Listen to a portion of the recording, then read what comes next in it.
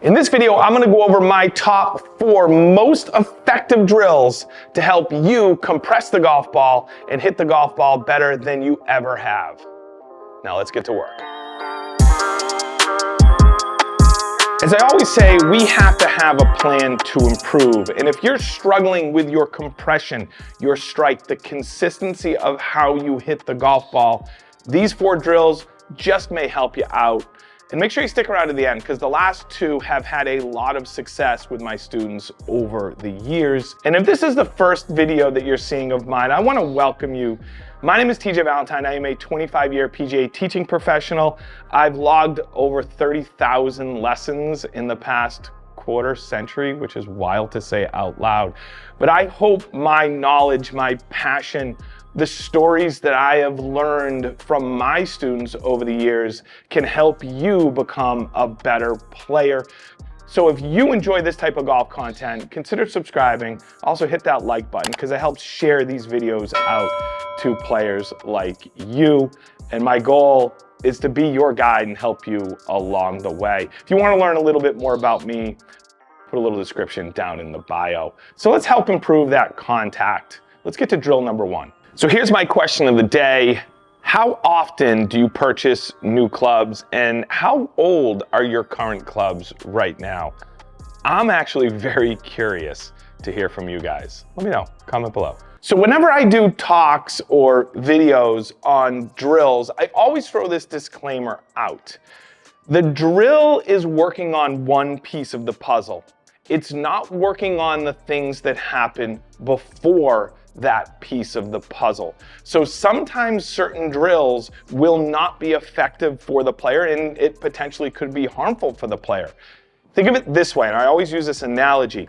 If you're sick and you just take a random medication, you may get very sick. You have to know what drills, you have to know what medicine to take in order for you to achieve success and get better at the end of the day. So these drills are attacking impact, but there could be things that are happening prior to impact that's causing the issue at impact that needs to get better before you work on other things. So I always suggest go to an instructor, go to a coach, get some remote coaching sessions, figure out a plan. Make sure you know that the things that you are seeing and feeling are things that you really need to work on first. And with that said, let's get to drill number 1. So our first drill is going to work on low point control. So what low point control is, you have to think about the golf swing as a circle that is tilted. It is an arc. Now, with every circle, there is a low point to it. So you can see the gray color, you can see the blue color. Now, we want to make sure that that low point of the circle is after the golf ball. This is not new. You've probably heard this before, but this is the thing that a lot of players really struggle with, controlling where that low point is. We need to give ourselves a chance with an iron to catch the golf ball first before we catch the ground. Now with a driver, it is the opposite. We want that low point to be behind the golf ball because we want to catch the golf ball on the upswing. We are talking about compression with irons, so we're going to put aside the driver talk for today. So this drill is going to focus on low point control. And all you need is your golf club and a tee. So obviously this is not a traditional golf tee, this is a simulator tee in here. But if you are on the range, take a golf tee, place it about 2 inches in front of the golf ball. And your objective is, when you swing, to strike the tee. Your focal point has to be on the tee, not the golf ball. This is going to athletically get your body to really self-organize around what you're seeing and potentially move your pressure better, move your center of mass better, but ultimately give your brain a point of impact that is after the golf ball, which potentially will give you a little wiggle room to make a mistake. If you are a little bit of a flipper, if you are somebody that comes over the top a little bit and then has to try to get the club face back to neutral, obviously we have to fix those things first. But doing this drill gets your body to understand how to move a little bit better and move that low point after the golf ball. So what does this drill look like in action? So again, very simply, take your tee, put it 2 inches in front of that golf ball, into your good setup, get your eyes to look at that tee, and your objective is to strike that tee. It's an excellent drill to get your body to self-organize itself on this side of the golf ball, helping you move your low point more to this side of the ball and potentially compress the ball better than you have. Let's talk about drill number 2. Now the second drill is what I call the cover drill, because we're trying to cover the golf ball with the loft of the face conceptually as we go through. This is a great drill for players that are scoopers, flippers, really struggle with the structure of the hands and the wrists as they transition down. Now again, disclaimer, there may be things going on that make this cover drill almost impossible to do, so you have to address those first. I did a video recently on how to control your flipping. Go back, check out that video. I'll put a link down below to it if you haven't watched it yet. But if all other things check out and you're still struggling with impact, this cover drill is a really, really good exercise. And all we're trying to do here is really take waist high to waist high drills. And at impact, we are trying to get the sensation of covering the golf ball with the face. This is an extreme, but it's what you are going to feel. Majority of golfers out there that really struggle with impact and compression end up here. And again, there could be other reasons along the kinematic chain that create this issue, but this drill can give you the feel and the sensation of what it's like to get into this position at impact and give yourself a chance to compress the golf ball. So all I'm gonna have you do is set up little half backswings. We're not setting the club up high. We're not getting our arms really past parallel with the ground. And you're gonna try to maintain that structure as you go through. We wanna keep the club head nice and low as we go through. I do not want the club to go up. I really want you to get that sensation of de-lofting the club, covering that golf ball with the club face as you go through. And I actually encourage all of my golfers to incorporate this drill as part of their warm-up routine, whether they're warming up to practice or warming up to play. So again, the intent here is to create an impact position where you are covering the golf ball. So it looks something like this. I'm gonna go waist high, cover the ball, create a low follow through. Just like that. Now, trajectory-wise, the ball's obviously gonna come off low because we are taking loft off of the ball. You will notice right away, you will hit the golf ball first. And if you are struggling with impact doing this drill, make sure your body is staying stable as you do this. And what I mean by that, again, I'm not gonna go deep into that piece of the puzzle, but you have to have good balance at address. As this club goes back, we are creating a little pivot. We're not following the golf club with the body. So the body has to stay very stable. So it also trains a little bit of that rotation and that pressure shift as well.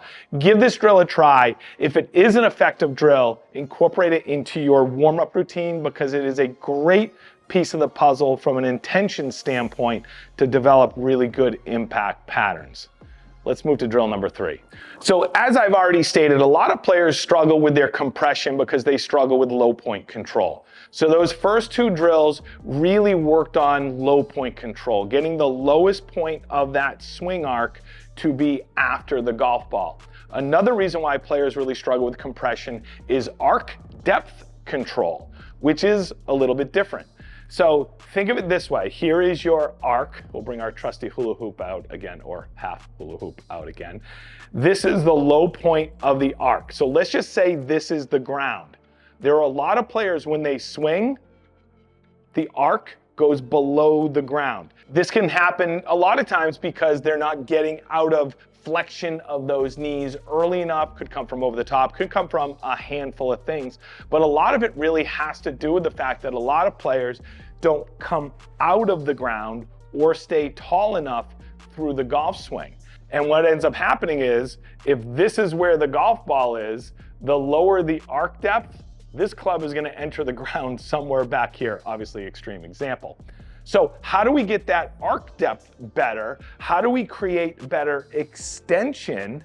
I have a drill for that, which is going to help your compression, and it's going to help your ball contact. I want to ask a favor of you. If you're enjoying this content, hit that like button down below. Also subscribe if you're not a subscriber. So at the beginning of this video, I said drills 3 and 4 are some of my favorites because I see a lot of effectiveness out of these drills relative to my golfers.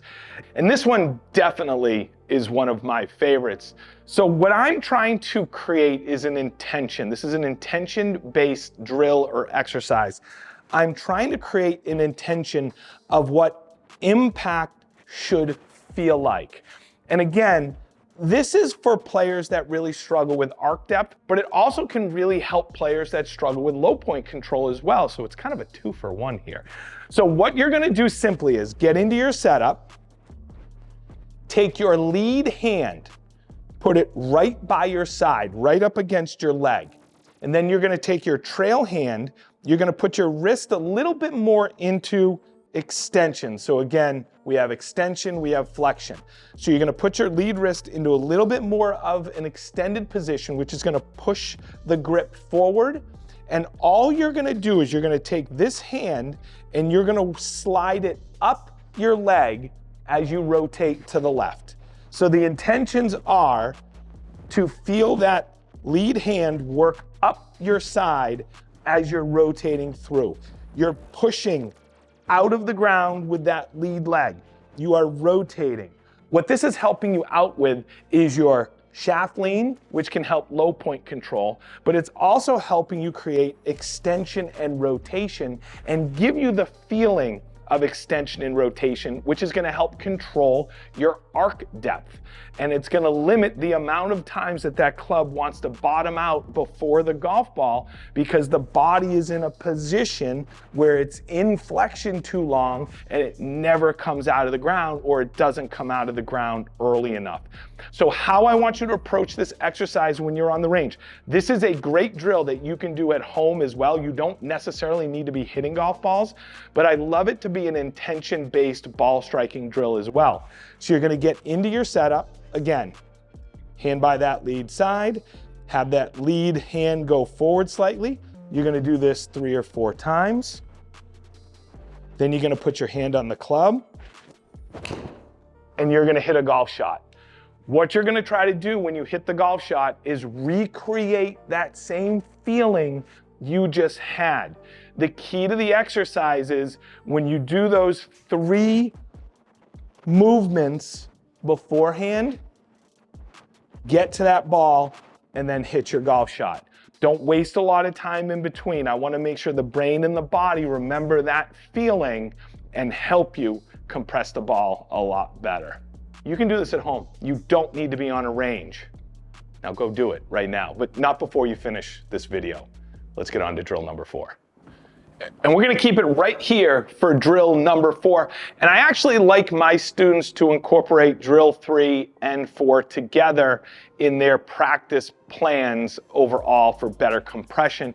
For this drill, all you're gonna need is a towel, and hopefully, because you're a prepared golfer, I know you are, you have one of these attached to your bag. If you don't have one, just get a towel. Steal one from the kitchen, the bathroom, just have a towel. So you're gonna take this towel, and what this is gonna do, this is gonna reinforce low point control, but it's also gonna blend together that extension piece of these drills that I was talking about as well. You may have seen this drill before. It is, we'll call it a classic, but again, it's a classic for a reason. You're gonna take the towel, if I can unwind it and not trip over the golf club here. You're gonna place it about an inch behind the golf ball. I'm hitting this way. And your intentions here, this is a great spatial awareness drill. You are now aware of the space that you are working in. You do not want to strike that towel at all before you strike the golf ball. Now, I have this an inch. This is actually maybe an inch and a half right here. The better you get at this, move the towel in. Now, obviously, if you overdo this, you are going to start to hit the golf ball thin. Just be aware of that. So simply, you're gonna get into your setup, your normal setup. We're not moving the ball position around. We're not doing anything to kind of cheat here. You're gonna get into your normal setup. And your objective here is to strike the ball first and not strike the towel. Now, the towel has a little height to it, so you may nip it a little bit. If you have a thicker towel, try to get a towel that's super, super thin, that's to the ground, that'll give you a little bit room, because obviously I don't want you striking the towel, but the better you get at this, I'm telling you, it's gonna improve your ball striking, it's gonna improve your dynamic motion, it's gonna improve your pressure shift, and if you blend it together with that extension drill, drill number 3, you're gonna hit the ball better than you ever have. Thanks for watching.